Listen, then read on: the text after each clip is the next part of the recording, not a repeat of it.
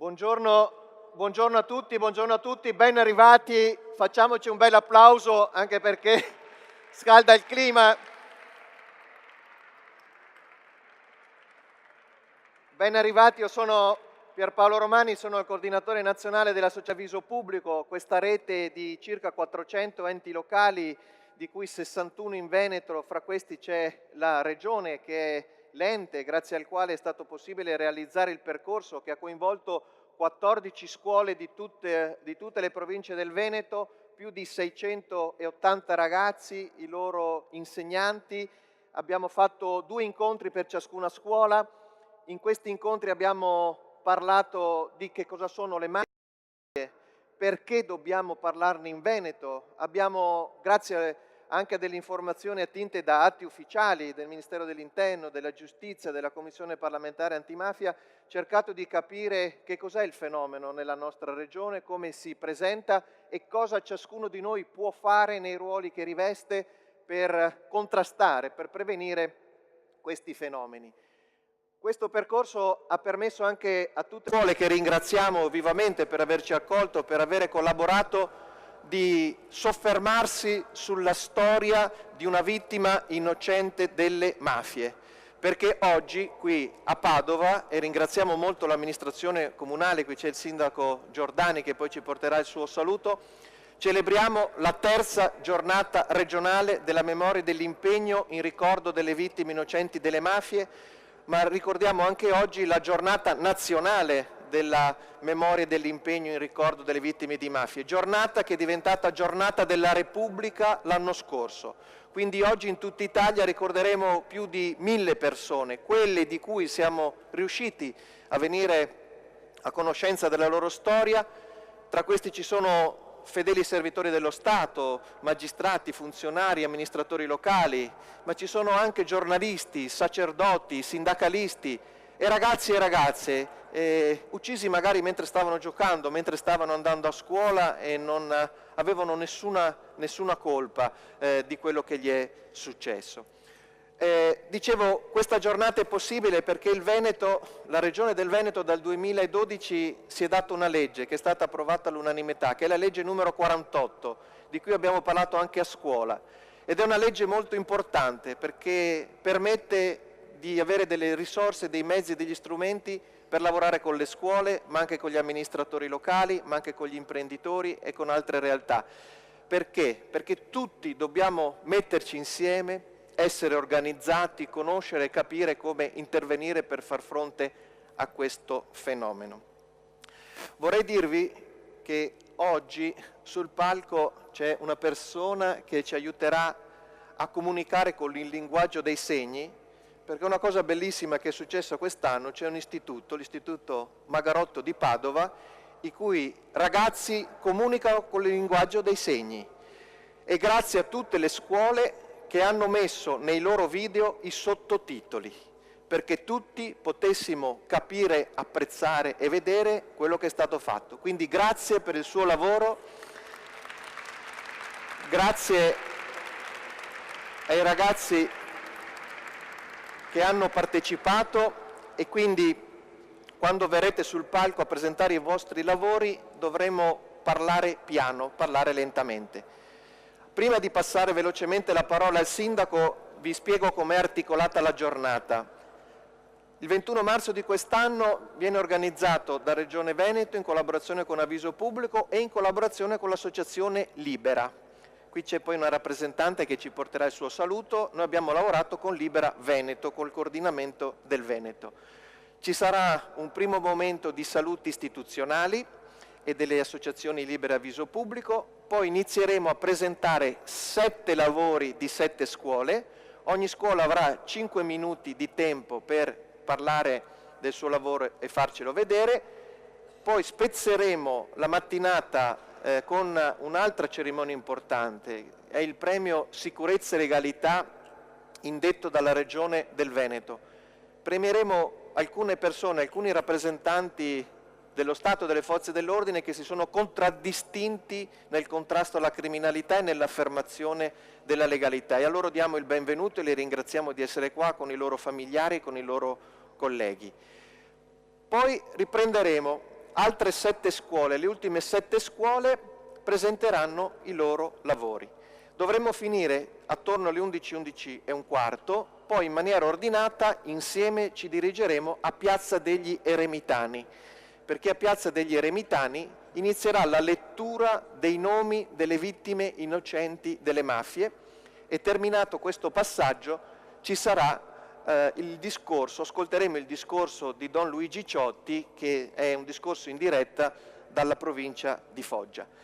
Grazie a tutte le autorità, siete tantissimi, il signor Prefetto, il Questore, ci sono rappresentanti istituzionali, sindaci di tutti i comuni delle province del Veneto con le loro fasce tricolori.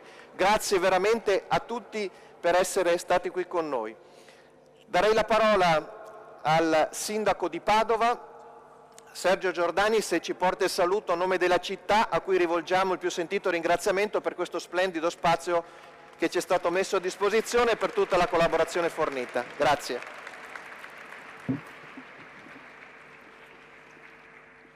Autorità, signore e signori, ragazze e ragazzi delle nostre scuole, vi do il benvenuto a questa giornata regionale in ricordo delle vittime delle mafie. Una giornata che, come sottolinea bene il titolo di questo appuntamento, è certamente di ricordo per chi ha perso la vita a causa di queste organizzazioni malavitose, ma è soprattutto una giornata di impegno al quale tutti noi siamo chiamati a combattere un fenomeno largamente presente anche nel nostro territorio.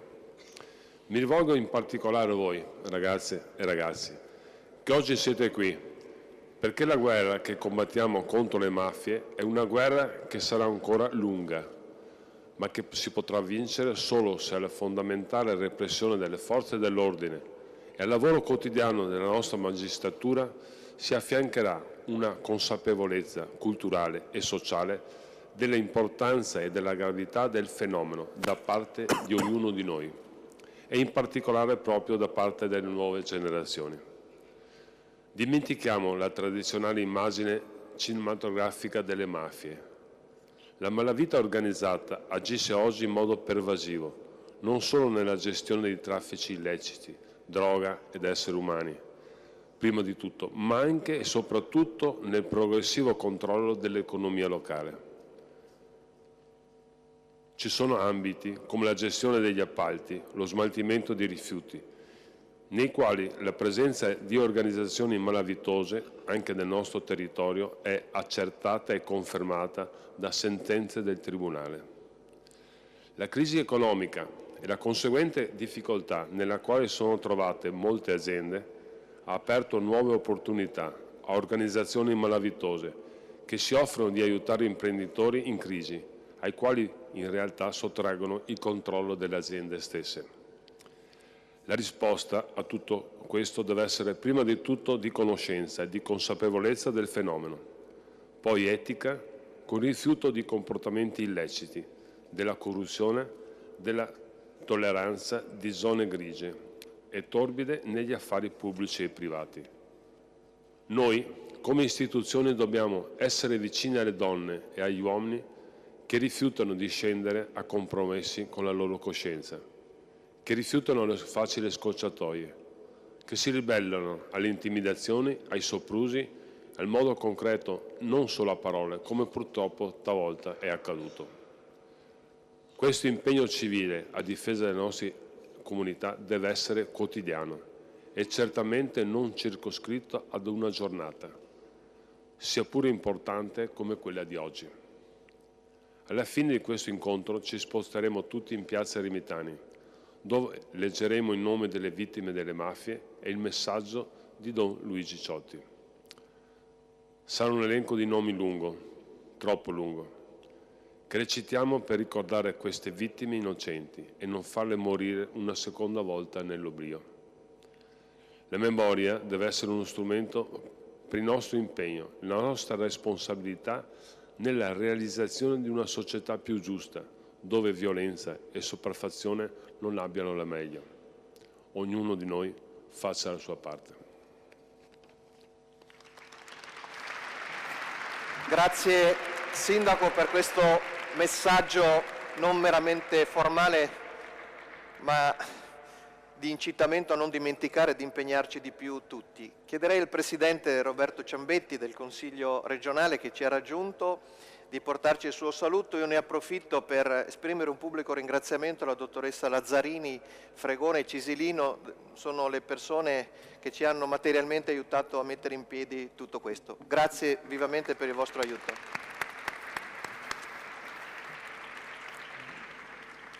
Buongiorno a tutti. Assieme e uniti, assieme le istituzioni, la Regione, il Comune di Padova, l'Ufficio Scolastico Regionale, le associazioni che da anni promuovono la cultura della legalità, le forze dell'ordine che con la magistratura difendono lo Stato di diritto, assieme e uniti con tutti gli studenti del Veneto, di cui voi oggi siete la rappresentanza. Siamo in molti. Abbiamo idee politiche diverse, ma davanti alle mafie abbiamo un'unica voce e la nostra voce è più forte e più alta di quella delle mafie, perché noi parliamo la lingua del diritto, della giustizia e della cultura. Lo facevano anche le vittime innocenti delle mafie che qui oggi commemoriamo. Hanno dato il bene più prezioso che avevano, la vita, per la nostra libertà. Ed ogni giorno c'è chi, con vero sprezzo del pericolo, mette in gioco la propria vita per noi. Non dimentichiamolo mai. Le vittime della mafia non hanno bisogno di ciclopici funerali o di grandi eventi, ma di memoria consapevole, di cultura della legalità, rispetto verso chi ogni giorno si impegna affinché si avveri la profezia di Giovanni Falcone, che ci insegnò che le mafie non sono invincibili, prima o poi verranno sconfitte. Rileggiamo insieme così quella poesia che Alda Merini, grande poetessa, scrisse dedicandola proprio a Giovanni Falcone, che immagino molti di voi conoscono. La mafia sbanda, la mafia scolora, la mafia scommette, la mafia giura che l'esistenza non esiste, che la cultura non c'è, che l'uomo non è amico dell'uomo. La mafia è il cavallo nero dell'Apocalisse che porta in sella il relitto mortale. La mafia accusa i suoi morti, la mafia li commemora con ciclopici funerali. Così è stato per te, Giovanni, trasportato a braccia da quelli che ti avevano ucciso. Versi assolutamente duri su cui dobbiamo riflettere. Tornano alla mente le parole della giovane vedova di Vito Schifani, agente di scorta assassinato nella strage di Capaci, Rosaria, che al funerale di Falcone, della Morvillo, del marito e degli altri agenti della scorta, parlando dei mafiosi, disse: «Io vi perdono, però vi dovete mettere in ginocchio se avete il coraggio di cambiare». Ma loro non cambiano, loro non vogliono cambiare. Aveva ragione. La signora Rosaria, bisognava avere il coraggio di cambiare. La mafia è vile e non ha coraggio. Per questo siamo qui oggi, per dire grazie a chi ci ha insegnato, a chi ci insegna quel coraggio che prevale sempre sulla viltà della mafia. Grazie e buona giornata a tutti. Grazie Presidente. Noi lavoreremo sempre per cambiare, per sconfiggere questo fenomeno. Chiederei a Vittoria De Lutis, in rappresentanza del coordinamento di Libera Veneto, di portarci il suo saluto. Grazie. Buongiorno a tutti, ai grandi e ai meno grandi, a cui certamente mi sento vicina, ma soprattutto dai quali mi sento ispirata. Sono Vittoria De Lutis e sono membro del Presidio Silvia Ruotolo del coordinamento regionale di Libera Veneto, di Libera Associazioni Nomi e Numeri contro le Mafie. Ho 24 anni, sono laureata da poco e continuo a studiare in questa città così bella che mi ha accolto e mi ha reso una persona migliore. È qui che ho conosciuto l'associazione che ha cambiato la mia vita e oggi vi ringrazio per la vostra presenza e per il vostro interesse. Persone diverse che occupano lo stesso luogo, animate da ideali comuni, da una coraggiosa domanda di verità e giustizia. Incarniamo la definizione di comunità. Oggi, come ogni 21 marzo da ben 23 anni, un lungo elenco di nomi scandisce la nostra memoria. Recitare i nomi e i cognomi di chi non c'è più, quando invece dovrebbe essere qui a ridere, arrabbiarsi, trovare e perdere affetti, imparare e magari insegnarci qualcosa. Recitare quei nomi in un interminabile rosario civile li fa vivere ancora e ci fa interrogare sulle altre 900 vite che senza saperlo hanno toccato le nostre, sulla scelta di legalità e integrità che viene chiesta alla nostra esistenza. La giornata della memoria e dell'impegno è nata, come racconta il nostro presidente Don Luigi Ciotti, dal dolore di una madre che perse il figlio nella strage di Capaci. Il dolore di questa madre che non voleva che il nome del proprio figlio passasse inosservato. Questo dolore ha dato voce alla nostra memoria, ha chiesto riconoscimento per tutti coloro che hanno subito la violenza mafiosa, ha chiesto che non facessimo distinzioni tra le persone più note e quelle che la storia talvolta rischia di cancellare. Lì per Avviso Pubblico hanno scelto Foggia come punto nevralgico dove realizzare la manifestazione nazionale del 21 marzo, mentre per la Regione Veneto noi abbiamo scelto Padova. Siamo a Padova perché è una città complessa che affascina con la vivacità e la forza dell'arte, della cultura, della ricerca scientifica, del richiamo turistico, del sentimento religioso, che pure è divenuta un'attrattiva per la criminalità organizzata, che stringe talvolta alleanze con quella parte di economia sommersa ed illegale, attraverso pratiche corruttive e sfruttando le diseguaglianze. Qui è nata una mafia autoctona, la Mala del Brenta. Qui fino a poco tempo fa l'associazione mafiosa, nota con il nome di Aspide, terrorizzava decine e decine di imprenditori in difficoltà, in un contesto di diffusa omertà. Qui l''ndrangheta, oggi, si fa largo negli assetti societari, investe in profitti illegali, si insidia nella sala da gioco, nelle scommesse online, ricicla denaro e favorisce l'evasione fiscale che impoverisce tutti noi, il nostro territorio. Ma noi crediamo al patrimonio e alle risorse di questa città, la cui università è stata insignita per la medaglia d'oro alla Resistenza. Crediamo nella conoscenza critica, nella tradizione di accoglienza, nella sperimentazione di rapporti comunitari e nello scambio della cultura e dei saperi, nell'impegno politico collettivo e personale, volto a costruire una società sana e dedita allo sviluppo delle potenzialità e del benessere di chi ne fa parte. Ecco perché abbiamo aderito a questo bellissimo percorso che ci vede insieme oggi. Ed ecco perché nei giorni scorsi non solo a Padova ma in tutte le province del Veneto hanno partecipato attivamente le scuole, le associazioni, le istituzioni, alla strada verso il primo giorno di primavera. Tanti altri ragazzi, tante associazioni e scuole in questo momento stanno formando un corteo che da Prato della Valle arriverà a Piazza degli Eremitani, dove leggeremo insieme i nomi delle vittime innocenti di mafia. Ribadiremo la presenza di una cittadinanza consapevole e monitorante, insieme ad Avviso Pubblico, enti locali, parenti delle vittime innocenti, organizzazioni sindacali, gruppi informali, singoli cittadini e rappresentanti delle istituzioni che troviamo fondamentali per la crescita di questo percorso. Quasi ogni giorno, io che sono profondamente figlia e da tale età forse probabilmente poco altro, mi chiedo quanta forza serva per cambiare le cose, per lavorare contro le ingiustizie, per vivere in questo mondo così complicato. Quanta forza serva per non arrendersi a lasciare andare una domanda così ardente di verità e giustizia, cercando quei nomi dove la verità si annida e così forse diventa più spontanea amarla, chiederla, farsene carico, anche se siamo giovani.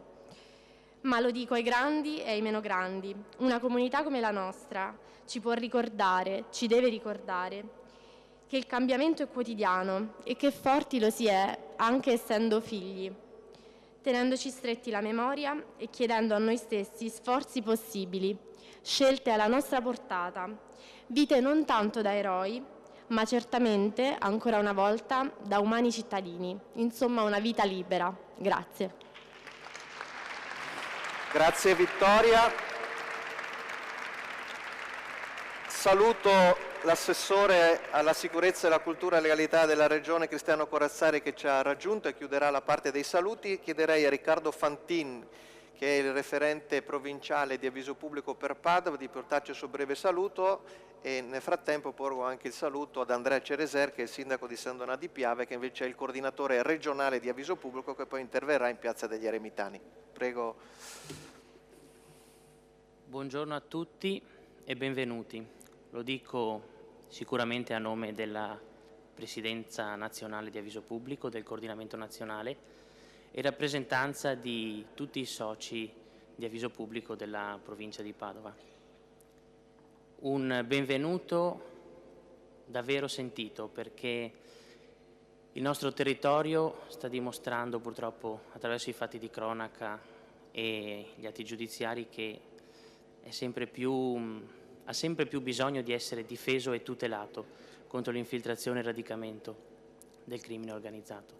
E una giornata come questa, che fa memoria ma impegno, è davvero importante per dare la giusta carica, dicevo poco fa, di entusiasmo antimafioso, perché è quello che ci servirà tutti i giorni, liberi cittadini, ragazzi che andate a scuola, amministratori pubblici, forze dell'ordine, per fare nel nostro piccolo la scelta giusta. Pensavo i giorni scorsi che l'occasione ci è stata data di celebrare questa giornata qui nel Palazzo della Ragione. Questo palazzo è stato costruito nel 1218 e per 500 anni qui è stata amministrata la giustizia di Padova. 800 anni dopo noi ci troviamo qui per la giustizia, contro l'illegalità e contro il crimine organizzato. A volte i luoghi parlano e ci aiutano appunto a coltivare quell'impegno quotidiano che auguro che una giornata come questa permetta a tutti noi di portare avanti da domani, giorno per giorno, nei grandi gesti, nelle grandi scelte, ma anche e soprattutto nei piccoli gesti quotidiani che costituiscono l'ossatura della nostra società e del nostro vivere nella legalità, nella giustizia e contro la criminalità. Buona giornata e buon 21 marzo a tutti voi. Grazie Riccardo. Chiedo all'assessore Cristiano Corazzari e saluto anche Bruno Pigozzo, vicepresidente del Consiglio regionale, che poi ci accompagnerà nella fase del premio Legalità e Sicurezza. Nel frattempo chiedo gentilmente ai primi due istituti di prepararsi per venire a presentare i loro lavori. Sono l'Isis Euganeo di Este e l'Istituto Giorgi Fermi di Treviso. Quindi, terminati i saluti dell'assessore, una scuola alla volta, venite e iniziamo la presentazione dei vostri lavori. Prego, Assessore. Buongiorno a tutti, un ringraziamento ed un saluto a tutti voi, un ringraziamento particolare per la loro presenza a tutte le autorità civili e militari, Presidente del Consiglio regionale, il Vicepresidente, il Signor Prefetto, Comandante dei Carabinieri, il Signor Sindaco della città di Padova, e poi devo dire grazie a voi tutti ragazzi per la vostra presenza, perché il senso di questa giornata vuole essere proprio un forte stimolo al dialogo, al rapporto con le giovani generazioni e con coloro che rappresenteranno la prospettiva del futuro della nostra comunità. La Regione Veneto ha voluto attivarsi in prima persona grazie ad una legge che è stata votata ancora nella scorsa legislatura nel contrasto delle mafie e del crimine organizzato. Abbiamo voluto quindi dare un segnale di unità di tutte le forze politiche rappresentanti il Consiglio regionale per riuscire a trasmettere quella cultura della legalità e quelle azioni positive di ogni istituzione ed in particolare dell'istituzione regionale nei confronti del contrasto di un fenomeno che diviene giorno dopo giorno sempre più preoccupante. Oggi parlare di mafie significa parlare di un fenomeno complesso, pervicace, insidioso, che sfrutta le tecnologie, che si annida nel mondo dell'economia, della finanza e che quindi è sempre più impalpabile, più oscuro, ma che proprio per questo motivo non ci deve ritenere esenti. La comunità veneta è una comunità sana, con dei valori sani, però non è impermeabile, è per questo che occorre tenere una guardia molto molto alta, e questa guardia alta deve nascere proprio da un'azione anche di comunicazione e di sensibilizzazione rispetto a quei valori sani e positivi che fondano la nostra comunità veneta. Ricordare le vittime dei mafia penso sia un dovere civile prima di tutto. Ricordare le vittime di tutte le mafie, aggiungerei, in un giorno come questo in cui leggiamo dei fatti di cronaca sconvolgenti, ricordare anche le vittime del terrorismo e di tutti i terrorismi, perché non è possibile che le vittime e che la memoria delle vittime venga messa alla berlina e venga messa in discussione proprio dai carnefici. Io penso che la Regione Veneto con le sue azioni voglia fare la propria parte e lo voglia fare in forte sinergia con le altre istituzioni, con le forze dell'ordine, con lo Stato, con tutti coloro che collaborano e lavorano quotidianamente nella prevenzione e nella garanzia della sicurezza del vivere civile della nostra comunità. Va fatto un grande ringraziamento al sacrificio quotidiano che tutti i nostri operatori della sicurezza pongono quotidianamente, lo fanno spesso superando delle difficoltà, superando la ristrettezza dei mezzi, superando quelle che sono anche situazioni ambientali difficili. Ecco, questi sono in prima linea e dobbiamo sempre avere ben presente ciò che significa il loro sacrificio e il loro lavoro. Noi abbiamo voluto realizzare e promuovere queste giornate per la promozione della cultura della legalità nell'ambito delle scuole perché riteniamo primario e fondamentale il rapporto con voi ragazzi. Siete voi che rappresenterete quella rete, quel tessuto forte che rappresenterà la base della nostra comunità per il domani e dovrà avere nel cuore, e non solamente nell'ambito della razionalità, ma nel cuore ben profondamente radicati i valori della legalità e della sicurezza e della partecipazione. Abbiamo voluto anche, e questo faccio un ringraziamento ed un plauso per la loro attività, dare la possibilità alle nostre polizie locali di frequentare, di usufruire di corsi di formazione che dessero delle specifiche competenze proprio nel contrasto dei fenomeni di insediamento della criminalità organizzata nelle nostre città. Riteniamo che le polizie locali siano spesso il primo baluardo, il primo punto di riferimento dei cittadini nel momento in cui constatano fenomeni di insicurezza e di infiltrazione della criminalità organizzata. Anch'esse debbono essere riconosciute nel loro ruolo fondamentale e devono potersi integrare perfettamente e con pari dignità con le altre forze dell'ordine e con gli altri operatori del mondo della sicurezza. Un plauso poi va fatto a tutti i nostri amministratori che quotidianamente si trovano a superare le problematiche amministrative, procedimentali, burocratiche, spesso con un quadro normativo non semplice e non chiaro, e debbono avere sempre alta l'attenzione nel contrasto delle infiltrazioni della criminalità organizzata nei procedimenti amministrativi, e mi riferisco in particolar modo alle gare pubbliche e agli appalti. Ecco, anche in questo caso avere degli amministratori formati in questa direzione significa poter porre una bandiera e rendere merito e rendere onore alla memoria di queste vittime della criminalità organizzata e del crimine mafioso che hanno dato con grande sacrificio la loro vita per un contrasto di un fenomeno che ci trova oggetto di attacchi anche ai nostri tempi. Concludo ringraziando tutti, ringraziando per il lavoro a viso pubblico, ringraziando voi per la presenza e ponendoci sempre a disposizione per operare nella direzione della legalità e soprattutto di una cultura di condivisione nuova nella direzione appunto del contrasto alle mafie. Grazie a voi tutti. Grazie Assessore, grazie del suo intervento. Abbiamo chiuso la parte dei saluti istituzionali. Ora chiederei appunto ai ragazzi dell'Isis Euganeo di Este di raggiungermi qui sul palco per venire a presentare il loro lavoro. Nell'attesa che arrivino, poi seguiranno i ragazzi dell'Istituto Giorgi Fermi di Treviso. Io vorrei solo farvi una comunicazione importante. Questo progetto si chiude oggi e vi chiede poi di fare un'attività di restituzione, ma per le classi quarte di tutti gli istituti superiori del Veneto, quindi anche per quelli che hanno partecipato a questo progetto, la Regione Veneto ha fatto un altro bando che scade il 30 di marzo. Trovate il link sul sito della Regione Veneto, noi vi manderemo anche nella posta elettronica delle scuole. È un concorso importante sui testimoni di legalità e alle scuole vincitrici verrà riconosciuto anche un premio economico con il quale poter acquistare strumenti e materiale per la vostra scuola. D'accordo? Buongiorno ragazzi, ben arrivati, facciamogli un bel applauso. I vostri nomi? Enrico? Giacomo. E Giacomo. Allora, Giacomo e Enrico, su quale vittima di mafia ha lavorato la vostra scuola e che lavoro ci presentate quest'oggi? Beh, non abbiamo scelto solo una vittima, ma ne abbiamo scelte 3. Il lavoro sarà un filmato dove racconteremo le storie delle 3 vittime. Che sono?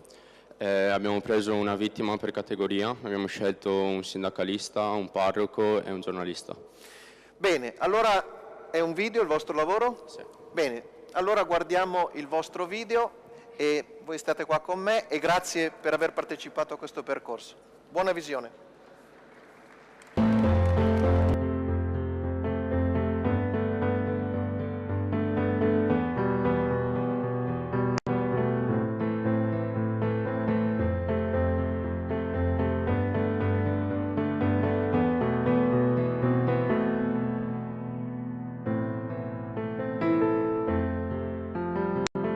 Mi chiamavo Mauro De Mauro, sono nato nel 1921 a Foggia, ho lavorato presso il Tempo di Sicilia, il Mattino di Sicilia e poi l'Ora. Ho studiato il caso Mattei e ho collaborato al film di Rosi. Ho pubblicato vari articoli sulla mafia, il suo vertice, gli aderenti, le regole, l'affiliazione, l'organigramma. Dopodiché mi hanno trasferito dalla cronaca allo sport. La sera del 16 settembre 1970 sono stato rapito mentre rientravo a casa. Il mio corpo non è mai stato ritrovato.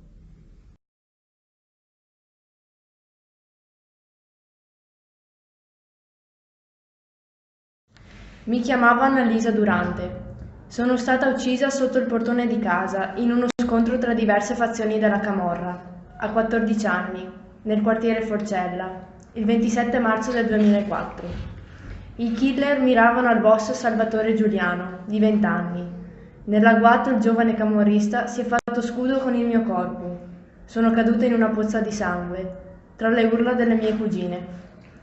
Poi la corsa all'ospedale più vicino, che però non è attrezzato. Ormai in coma irreversibile, un'altra disperata corsa in ambulanza, fino all'ospedale di Loreto Mare, dove i sanitari hanno constatato il mio decesso.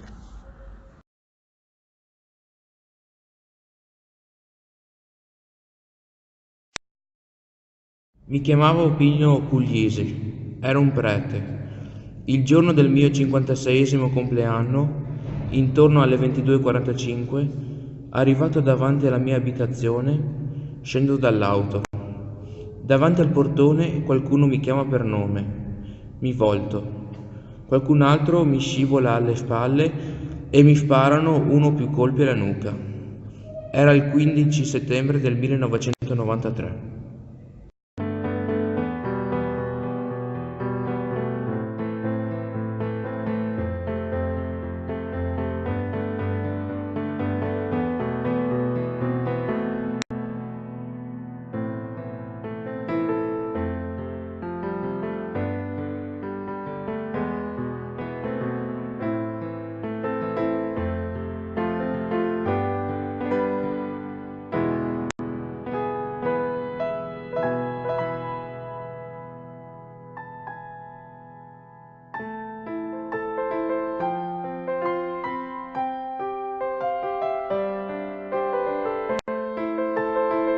Storie. Il vostro lavoro e tutti quelli che presenteremo stamattina saranno pubblicati sui siti internet della Regione, di Avviso Pubblico e di Libera e quindi diventeranno patrimonio di tutta la nostra nazione. Grazie davvero. Prego. Ora chiederei ai ragazzi dell'Istituto Giorgi Fermi di Treviso di raggiungermi qui sul palco e si preparano i ragazzi dell'Istituto Magarotto di Padova successivamente per presentare il loro lavoro. Un bel applauso anche per i nostri amici. Buongiorno ragazzi. Buongiorno. Vi chiamate? Io mi chiamo Gianluca. Gianluca? Arianna. E Arianna. Ci raccontate cosa avete prodotto, che lavoro avete fatto e ci presentate oggi? Noi abbiamo prodotto un lavoro che riguarda un personaggio molto importante della storia, riguardante anche la mafia, ovvero il giudice Rosario Livatino. E il lavoro che presentiamo vuole sottolineare l'importanza delle regole per una sana convivenza civile. Abbiamo simulato un processo che, pur riferendosi all'omicidio del giudice Livatino, vuole essere un processo che vuole come imputato principale la coscienza civile di quella parte di società che con il suo comportamento omertoso non permette una vita pacifica e giusta. Per questo motivo abbiamo intitolato il nostro video Il giudice Rosario Livatino, 21 marzo, la primavera delle conoscenze civili,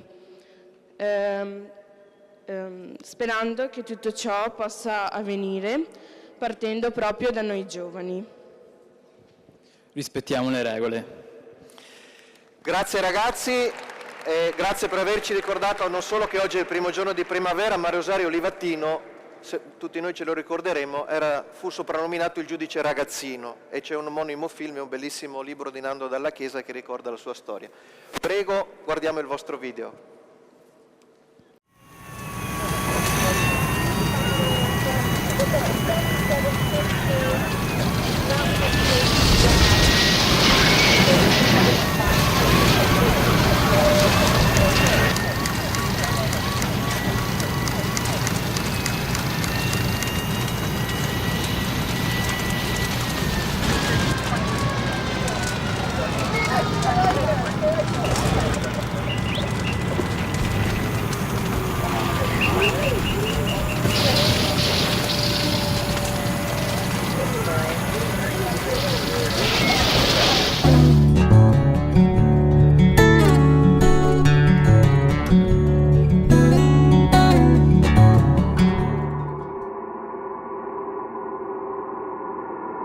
Chiedo la condanna per l'omicidio di un uomo che non era un eroe, ma un magistrato che aveva deciso di fare il proprio dovere fino in fondo. La condanna per questo terribile ed efferato omicidio deve essere estesa agli autori materiali del crimine, ma anche ai mandanti della mafia argentina. Infine, come pubblica accusa, chiedo che la Corte pronunci più in generale una condanna con riguardo a tutte le mafie, di quella parte della società che pur non essendo mafiosa non si oppone alla mafia. La criminalità non è costituita solo da delinquenti. La forza della mafia fa leva proprio su quelli che mafiosi non sono, ma che rappresentano spesso la spina dorsale della criminalità. Sono quelli che fanno affari, quelli che forniscono soldi, quelli che garantiscono appoggio e consistenza economica. Le mafie si muovono in una zona grigia, in un brodo di cultura in cui tanti si muovono e le mafie cercano solo di occupare spazi lasciati liberi da altri.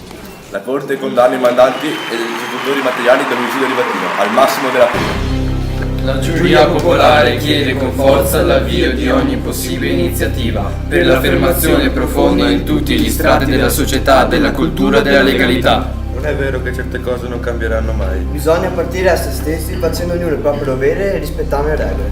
È importante perché le mafie proliferano proprio nei luoghi dove non si rispetta. Questo significa evitare tutta una serie di comportamenti che in qualche modo riguardino il fenomeno criminale. Si deve aver chiaro, per esempio, che si finanzia la mafia comprando la pasticca di ecstasy in discoteca. Ma anche comprando i videogiochi, le borse, le griffe, i film contraffatti. Tutte queste azioni rappresentano uno strumento di finanziamento delle mafie. La mafia si può battere anche sul piano sociale, con la cultura della legalità, non solo formale, ma come forma di assunzione di responsabilità sostanziale. La responsabilità ci interpella e ci chiede di fare il proprio dovere e di rispettare delle regole. Un principio che vale a 360 gradi al nord come al sud.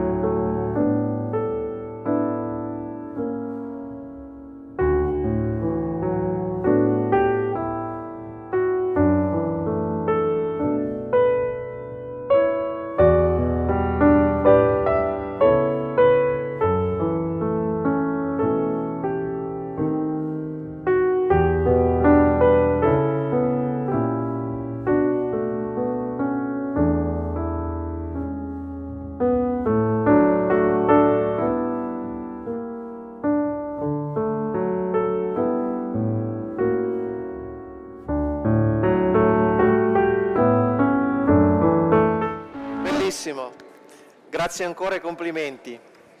Prego di raggiungermi sul palco i ragazzi dell'Istituto Magarotto di Padova e si preparano i ragazzi del Liceo Scientifico Niccolò Tron di Schio successivamente.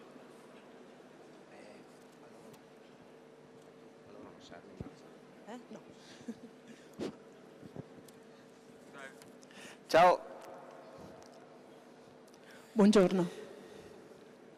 I vostri nomi? Mi chiamo Valerio. Io mi chiamo Don Marco. Noi siamo nella quinta A dell'Istituto Tecnico Economico Magarotto, specializzato per sordi.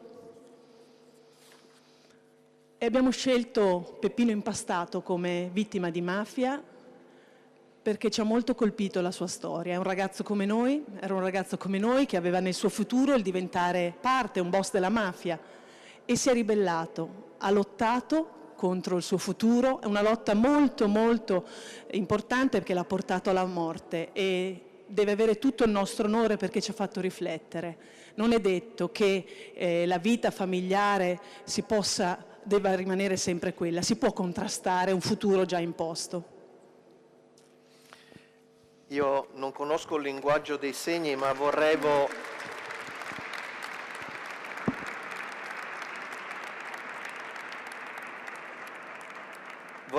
ringraziarvi di tutto cuore di quello che avete fatto e dell'impegno che ci avete messo e dell'attenzione che avete dimostrato anche quando avete incontrato Rocco Mangiardi, che è un imprenditore calabrese che ha avuto il coraggio di denunciare i suoi estorsori, e lui a voi, so, avete trasmesso molto molto coraggio. Grazie a voi e ai vostri insegnanti e a chi oggi ci accompagna a dialogare insieme a voi. Vediamo il vostro video su Peppino Impastato. Grazie.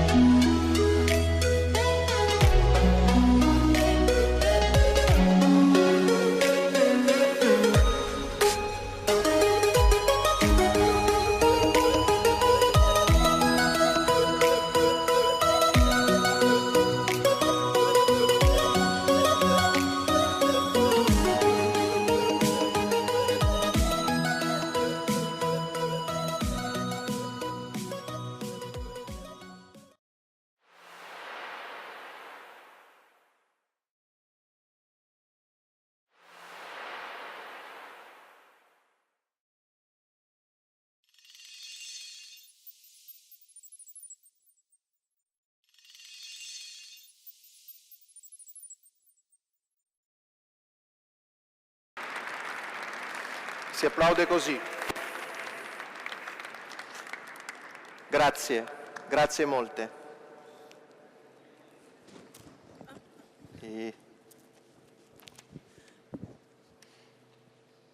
Una cosa vorrei aggiungere, se possibile. Ringrazio veramente dell'ospitalità, ringrazio quanto è stato detto. Possiamo dare solo un'informazione in più per quel che riguarda il nostro mondo, il mondo dei sordi. La differenza tra lingua e linguaggio. Quindi noi usiamo una lingua a tutti gli effetti che è la lingua dei segni. Grazie, ci tenevamo a dirlo. Grazie. Grazie ragazzi. Avete ricordato che Peppino Impastato è stato ucciso il 9 maggio del 78. Quel giorno fu ucciso anche Aldo Moro, di cui in questi giorni ricordiamo l'anniversario. Chiederei ai ragazzi del liceo Niccolò Tron di Schio di raggiungermi qui sul palco, per favore, e poi di prepararsi ai ragazzi dell'Istituto Edmondo di Amicis di Rovigo per presentare il loro lavoro. Prego. Qui avete il microfono. Un bel applauso. Benvenuti. I vostri nomi? Siamo Marianna e Alex, siamo del liceo scientifico Tron, siamo della quarta LC e IB. Cosa ci presentate? Abbiamo scelto come vittima da rappresentare tramite un video Rosario Di Salvo. Per realizzare questo video abbiamo intervistato la figlia e nel video ci sono anche alcune ispezioni dell'intervista. Come base musicale una nostra compagna ha riprodotto un pezzo al pianoforte e per rappresentare la vita di Rosario Di Salvo una nostra compagna ha fatto un disegno. Che adesso guardiamo. Grazie, guardiamo il vostro video, grazie ancora.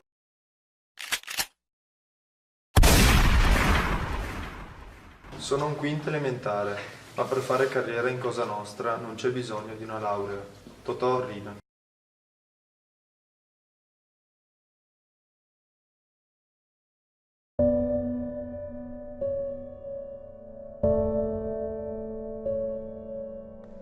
Qual è stata la più grande eredità che vi ha donato? Beh, il coraggio sicuramente, diciamo, la forza di non arrendersi mai neanche di fronte alle difficoltà, diciamo, reali, alle minacce.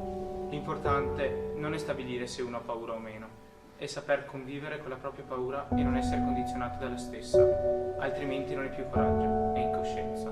Giovanni Falcone. Rosario Di Salvo nacque il 16 agosto del 1946, si trasferì a Palermo nel 1970 e sposò Rosa Casanova. Alle 9:20 del 30 aprile del 1982, Rosario Di Salvo e Pio La Torre stavano raggiungendo la sede del partito. Ha pure cercato di difendere noi perché quella mattina, io me lo ricordo bene, eravamo a scuola, lui ci accompagnava a scuola, ma siamo arrivati poco, 5 minuti dopo, non so, e abbiamo trovato i cancelli della scuola chiusi. Io in quel momento, cioè, onestamente ero contenta perché a volte quando succedeva lui ci portava al lavoro, io conoscevo tutti, mi divertivo, è strano, aver cominciato, cioè, mi ha detto che non era possibile portarci al lavoro, ho cominciato a battere i pugni contro le saracinesche della scuola finché qualcuno alla fine ha aperto e quindi ci hanno fatto entrare. Neanche 2 ore dopo sono venuti a prenderci, insomma, per darci quella notizia. Nell'ottobre, mi sembra il 1981, arrivò Pio La Torre a Palermo. Si sapeva che ovviamente che era minacciato dalla mafia, insomma, che stava portando avanti un'azione particolarmente rischiosa. Tutto è finito appunto con l'attentato in aprile, diciamo del 30 aprile del 1982, quindi pochi mesi dopo che in effetti Pio era arrivato a Palermo.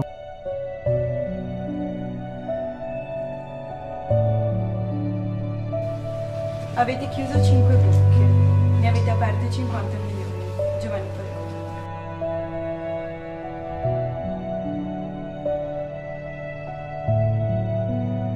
Al nord la mafia si occupa principalmente di 2 attività illegali, il riciclaggio e l'usura. Come combatti la mafia personalmente? combattere la mafia chiaramente è un parolone, io non sono un magistrato, un giudice, cerco di fare, diciamo, la buona cittadina. Non esiste la mafia è un modo d'essere e di pensare, è una cultura che non è la mia. Marcello Dell'Utri. Se la gioventù le negherà il consenso, anche l'onnipotente e misteriosa mafia svanirà come un incubo. Paolo Borsellino. La mafia uccide, il silenzio pure. Peppino Impastato.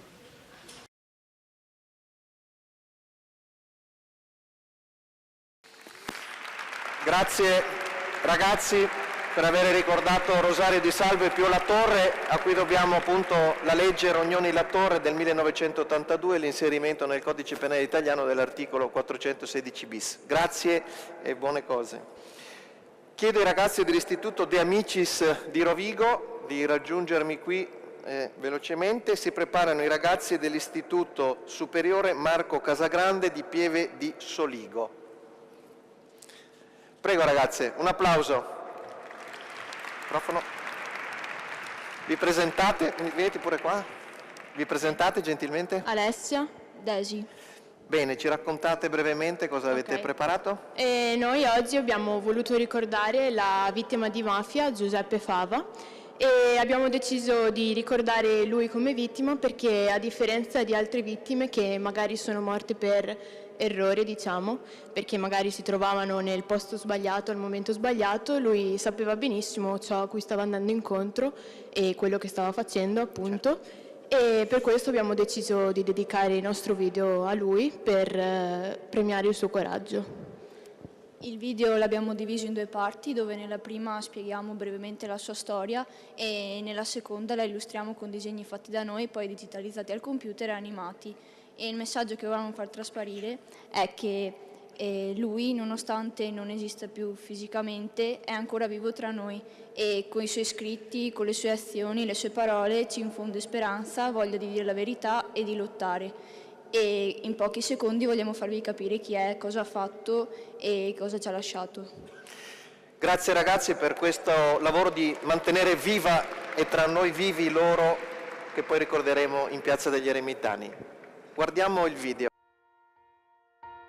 C'era una volta una penna. Ne uccide più la penna che la spada, dice un vecchio detto. E poi c'ero io, che la stringevo tra le dita, sapendo che poteva mettermi le ali e portarmi in alto. Ma partiamo dall'inizio. Io sono un giornalista e questo mestiere me lo sono sudato. Sono nato in Sicilia e lì sono cresciuto, nella semplicità della mia famiglia e del mio modo di essere, fin quando arrivò la laurea in giurisprudenza. Scrivevo come chi ha sete di giustizia, riuscì addirittura ad avere un giornale tutto mio e ad intervistare i grandi boss. La gente doveva sapere. Perché lottare da soli è già qualcosa, ma lottare tutti insieme è la grande forza che serve per essere liberi. Io sono ancora vivo, leggete i miei testi, state ancora ascoltando le mie parole, perché qualcosa di miracoloso è successo. Per il mondo fisico posso anche non esistere più, ma vi dirò, una penna mi ha salvato, sì, proprio quella con cui ho impresso le mie parole per l'eternità. Quel semplice oggetto ordinario mi ha reso immortale, mi fa continuare a lottare e continua a far conoscere. Qualcosa di miracoloso è successo, ho vinto contro di loro. Nulla è invano e sono qui a dirvi di sperare, lottare, esprimere le vostre idee e di non aver paura.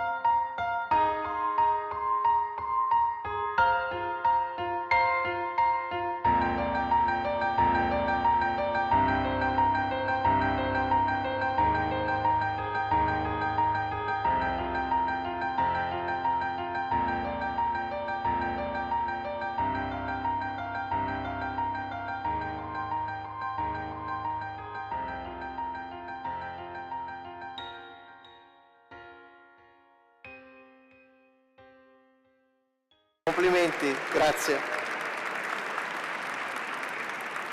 Ora i ragazzi dell'Istituto Marco Casagrande di Pieve di Soligo che ci leggeranno un estratto di una pièce teatrale. Buongiorno, ben arrivati. Microfono, se vi presentate e ci raccontate quello che ci farete sentire. Prego. Buongiorno a tutti, io sono Vittoria e la nostra scuola ha partecipato a questo progetto con 2 lavori. La nostra classe, la seconda dell'Istituto Marco Casagrande, ha elaborato un video. Noi in questo video abbiamo voluto raccontare e ricordare 5 vittime e il filo conduttore che abbiamo seguito per preparare questo video è che non c'è età per morire di mafia. Le vittime sono persone innocenti come noi che si trovano nel posto sbagliato al momento sbagliato. E noi ci siamo focalizzati su 5 vittime, e una giovane bambina appena nata e sua sorella Caterina e Nadia Mencioni, Domenico Gabriele, Vincenzo Ligur, Emanuela Loi e Anna Rosa Tarantino. E appunto perché sono esseri umani che come tutti noi avevano una vita, abbiamo voluto raccontarle e ricordarle nella loro quotidianità. Grazie. Come secondo progetto del gruppo teatrale del Liceo Casagrande abbiamo lavorato alla stesura di un testo teatrale che ha come protagonisti Walter Eddi Cosina, agente della scorta di Paolo Borsellino, e Giovanni Trecroci, assessore del comune di Villa San Giovanni nei pressi di Reggio Calabria, assassinato dai sicari dell''ndrangheta perché ostinato nell'ostacolare le infiltrazioni della criminalità organizzata nelle gare d'appalto pubbliche. 2 vittime sconosciute al grande pubblico, aliene dalle prime pagine, le cui storie, proprio per questo, hanno suscitato particolare interesse e curiosità in noi. 2 personalità adatte a un soggetto teatrale e ad un confronto scenico, d'origine friulana Cosina, calabrese Trecroci, poliziotto il primo, docente di lettere prestato alla politica il secondo. Diversa provenienza e diverse specialmente le modalità di contrasto in cui si sono impegnati. Un copione teatrale che li vede confrontarsi nella sala d'attesa di una non precisata stazione ferroviaria del Meridione. 2 vite minacciate dalla mafia in attesa di un ritorno o una partenza. 2 personalità diverse che dopo un iniziale sospetto e lo scioglimento di una tensione che ormai li accompagna costantemente si confidano le loro paure e si confrontano sul modo di concepire la lotta alle mafie e l'impegno civile. Ora Elena leggerà un estratto del testo teatrale. Grazie. Puoi Grazie. È una cosa angosciante, ma continuo a fare questo sogno ricorrente, strano, in cui sono per strada durante una giornata normale e passeggio. È tutto così tranquillo, non c'è nessuno in strada, è tutto deserto, sembra di essere in una città fantasma. Ad ogni passo però sono sempre più irrequieto, nemmeno la mia pistola mi fa sentire sicuro. Cammino, ma nonostante questo mi ritrovo sempre allo stesso identico punto, sempre davanti ad un maledettissimo edificio. Non ho scampo, finisco sempre lì. Allora mi agito, comincio a correre, ma percorro sempre gli stessi viali alberati, sempre gli stessi isolati, vedo sempre le solite macchine e mi ritrovo sempre nello stesso stramaledetto punto. Poi cado. Non riesco a rialzarmi. Cado col viso verso il sole, mi sento accecare. Mi concentro, provo ancora a rialzarmi per la seconda volta. Sento la tensione in ogni fibra del mio corpo. Con uno sforzo enorme ci riesco, ma vedo brandelli dei vestiti a terra, brandelli e una poltiglia grigio-rossastra. Accelero il passo per capire cosa stia accadendo. L'unica cosa intera che vedo al suolo è una scarpa. La riconosco. Appartiene a uno dei miei colleghi di scorta. Urto qualcos'altro con il piede. Una radio. L'afferro. Cerco di sintonizzarla e finalmente una voce metallica comincia a parlare dicendo: notizia drammatica dell'ultima ora. Paolo Borsellino e gli agenti della sua scorta sono morti, tutti morti, tutti morti, tutti morti. E a questo punto di solito mi risveglio nel mio letto, in un bagno di sudore. Grazie. Grazie molte per il vostro lavoro e per quello che avete fatto. Ora ci avviamo a chiudere la prima parte, vedremo un video dell'Istituto Professionale dell'Industria e Artigianato Cristoforo Colombo di Porto Tolle. Oggi i ragazzi non sono riusciti ad essere con noi perché hanno un progetto di alternanza scuola-lavoro che hanno cercato di spostare ma non c'è stato verso e quindi ci hanno mandato un video e in questo video ricorderanno la figura di Antonio Montinaro. Antonio Montinaro era un agente di polizia, era il caposcorta di Giovanni Falcone, faceva parte di un gruppo selezionato chiamato Quarto Savona 15. Nella scuola di Porto Tolle i ragazzi hanno incontrato Matilde Montinaro, la sorella. Prego il video e poi iniziamo. Abbiamo conosciuto Antonio Montinaro. Sì, l'abbiamo conosciuto e incontrato una mattina di gennaio 2018 insieme a sua sorella Matilde. L'abbiamo conosciuto non soltanto come marito, sposo, papà dolce di famiglia e legato ai figli, ma come poliziotto, come caposcorta del giudice Falcone, uomo fedelissimo al suo giudice, tanto da volerne condividere anche gli ultimi istanti di una vita preziosa. Abbiamo conosciuto Antonio e per il quale siamo intenzionati a chiedere l'intitolazione del piazzale della nostra scuola alla sua figura come un poliziotto per gli altri e che aveva fatto della divisa il proprio essere. Ci ha insegnato a non avere paura paura perché tutti abbiamo paura. Chi ha paura sogna, chi ha paura ama, chi ha paura piange. Della vigliaccheria bisogna avere paura ed è questa che bisogna sconfiggere. Nella nostra vita è giusto sconfiggere la paura di sognare perché dicono che i sogni appartengono ai bambini e i nostri li hanno distrutti per vigliaccheria. Nella nostra vita è giusto sconfiggere la paura di amare perché ci hanno abituato a non amare nessuno ed allontanare il diverso. Nella nostra vita ci hanno abituato a non piangere più perché piangere è segno di una debolezza e non di un'umanità che deve diventare umana. Grazie Antonio, a te questa giornata. Bene, grazie ai ragazzi dell'Istituto di Porto Tolle.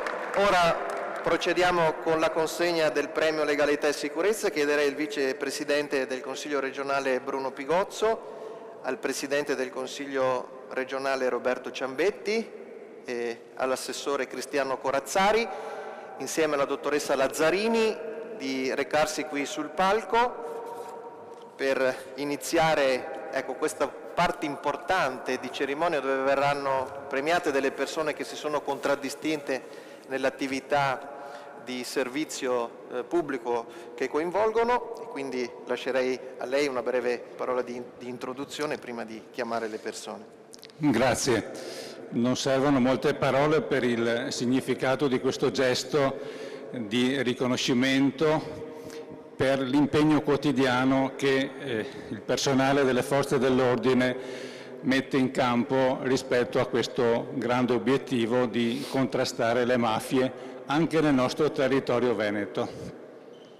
Le testimonianze che abbiamo sentito dalle scuole parlano molto spesso di persone che sono al di fuori della nostra realtà del Veneto, ma attenzione, dobbiamo concentrare i nostri sforzi soprattutto oggi che i segnali sono molto preoccupanti.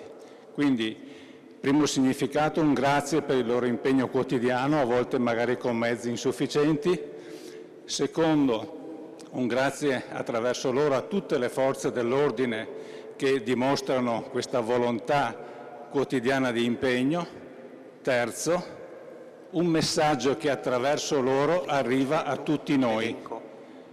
Vittoria prima chiedeva quanta forza serve per contrastare le mafie. Ecco, loro ci dicono che serve la forza della coerenza, della consapevolezza e della ragione. Quindi per tutto questo vogliamo dare a loro questo riconoscimento. Grazie Vicepresidente. Allora iniziamo col luogotenente Giancarlo Merli dell'Arma dei Carabinieri, Stazione dei Carabinieri di Padova, Prato della Valle. Prego. E leggiamo anche la motivazione con cui le forze dell'ordine ci hanno segnalato appunto questi rappresentanti delle forze dell'ordine. Quindi luogotenente Giancarlo Merli, per la seguente motivazione. dimostrando alto senso del dovere e acume investigativo, ha fornito un determinante apporto nell'identificazione di un sodalizio criminale dedito alle truffe ai danni di anziani sacerdoti patavini, consentendo l'arresto e il deferimento dei responsabili alla competente Procura della Repubblica. Complimenti veramente. Grazie. Se può restare con noi, gentilmente poi.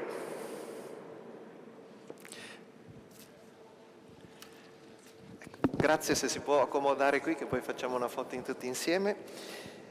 La seconda persona a cui va questo importante riconoscimento è l'appuntato scelto Riccardo Pizzo dell'Arma dei Carabinieri, Nucleo Natanti di Venezia.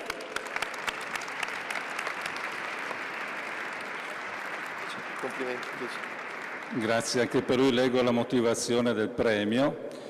Dimostrando elevata professionalità, alto senso del dovere e spiccato acume investigativo, si è distinto per costante e lodevole impegno nel contrasto del commercio abusivo ambulante e nella tutela del Made in Italy, consentendo il sequestro di merce contraffatta e il deferimento dei responsabili alla competente autorità giudiziaria.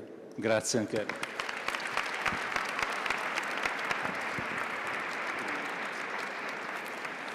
Grazie.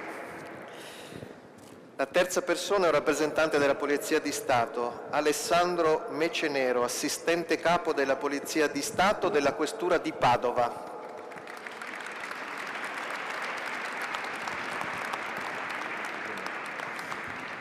Vado a leggere la motivazione.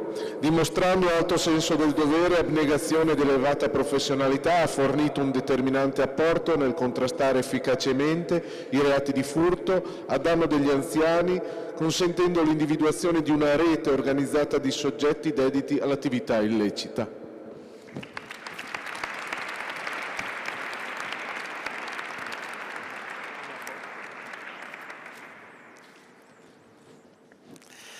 Grazie. La quarta persona premiata è Diego Zuattini, assistente capo della Polizia di Stato della Questura di Padova.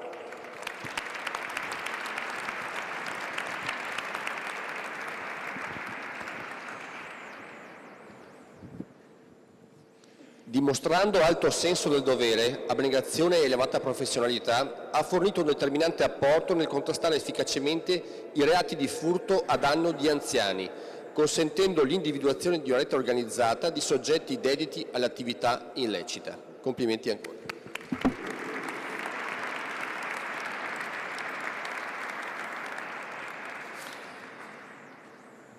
La quinta persona premiata è Manuela Dalmas, sovrintendente capo della Polizia di Stato della Questura di Treviso.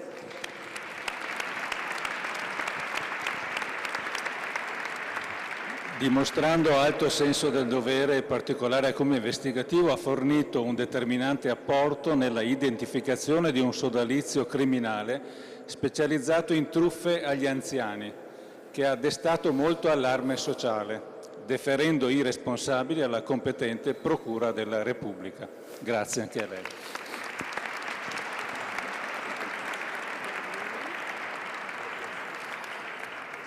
La sesta persona premiata è Gianfranco Guarnieri, sostituto commissario della Polizia di Stato della Squadra Mobile della Questura di Venezia. Per la seguente motivazione ha gestito con particolare acume investigativo e alto senso del dovere complesse indagini che hanno consentito l'individuazione e l'arresto di un'organizzazione criminale transnazionale dedita alla tratta di persone, riduzione in schiavitù, sfruttamento e favoreggiamento della prostituzione.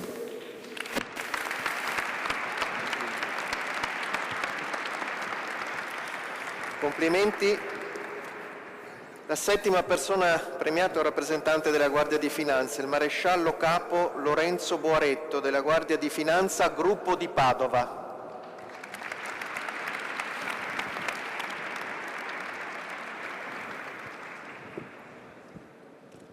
Dimostrando non comune professionalità, acume investigativo e alto senso del dovere, ha fornito un apporto determinante nel corso di plurimi interventi di polizia economico-finanziaria, nell'individuare e contrastare cospicue ed estese filiere commerciali di prodotti contraffatti e insicuri. Complimenti a tutti.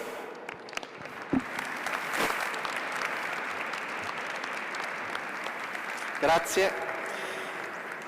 L'ultima persona che riceve questo importante premio è l'appuntato Diego Mastrofabi della Guardia di Finanza, gruppo di Padova.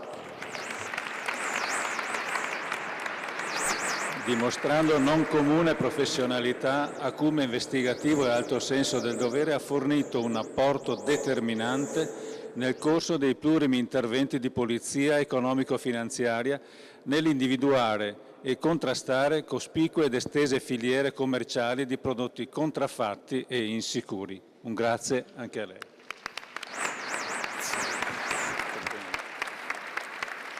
Prego per la foto.